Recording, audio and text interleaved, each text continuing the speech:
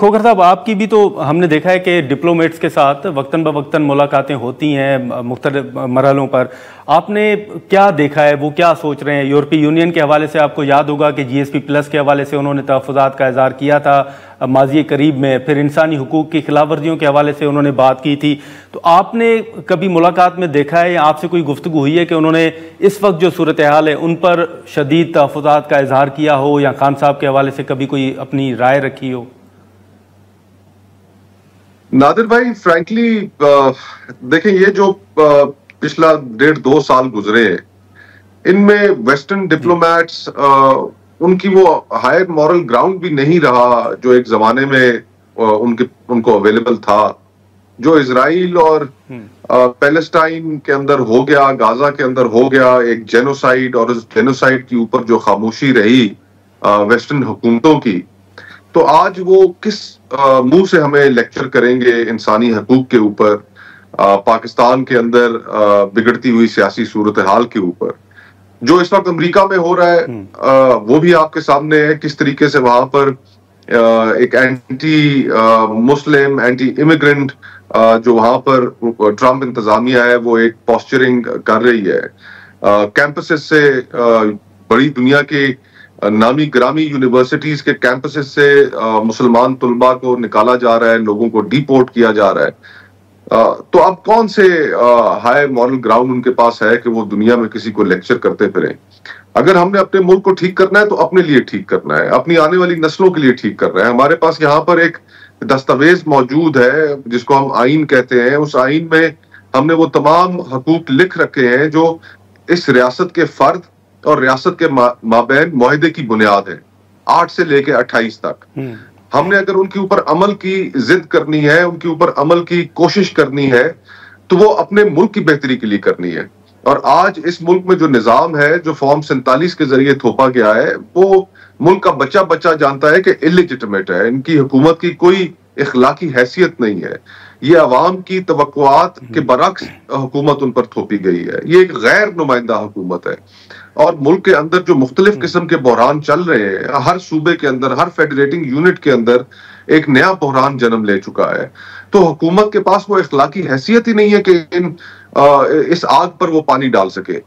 पाकिस्तान को जिन हालात का सामना है, इन हालात में सिर्फ एक नुमाइंदा हुकूमत जो पाकिस्तान के लोगों को रिप्रेजेंट करती है, ना कि बंद कमरों के अंदर किए गए फैसलों के नतीजे में सामने लाई गई, ये सिर्फ एक नुमाइंदा हुकूमत इस मुल्क को मसाइल से निकाल सकती है। बाकी गुफ्तगू हमारी होती रहती है, इंटरेक्शन होता रहता है।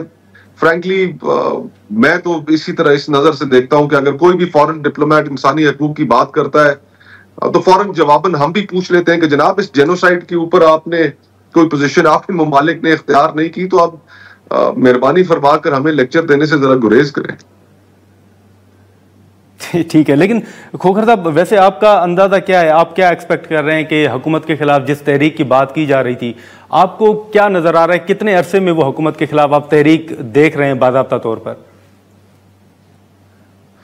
देखें, मैंने जैसे कहा कि हर सियासी जमात का मुख्तलिफ नुक्ता नजर है, उनकी सियासत मुख्तलिफ है, और माजी में मुख्तलिफ सियासी नजरियात रखने वाली जमातें इकट्ठी होती रही हैं पाकिस्तान में।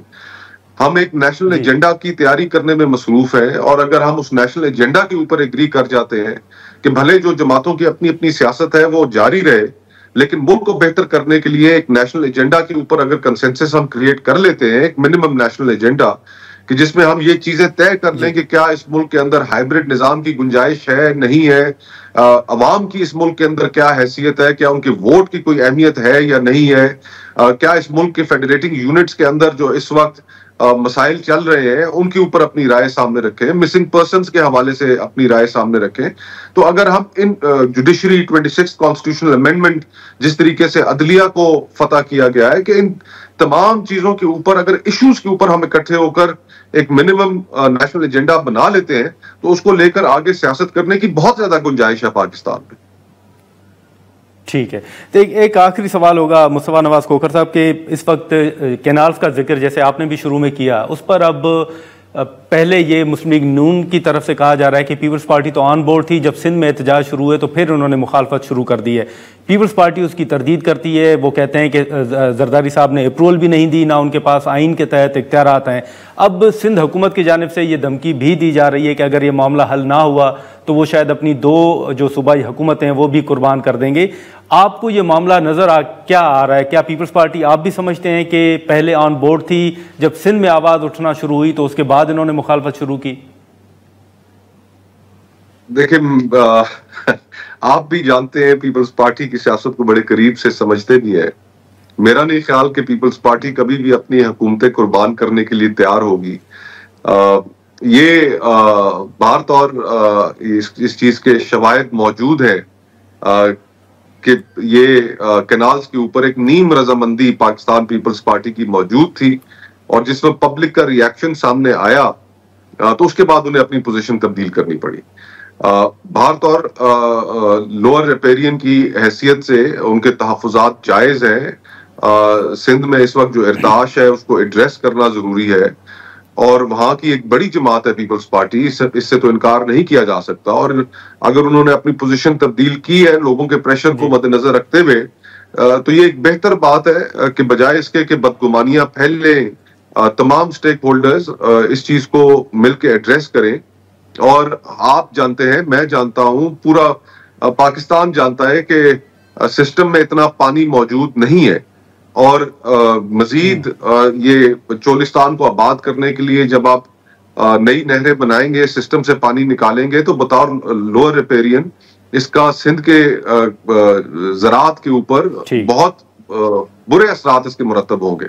ویسے ہی یہ پورا سال خشک سالی کا سال ہے، 40% کم بارشیں ہو رہی ہیں. تو میرے خیال سے کشادہ دلی دکھا کے ہر جگہ، چاہے بلوچستان ہو، خیبر پختونخوا ہو یا سندھ ہو، معاملات کو سمیٹنا چاہیے.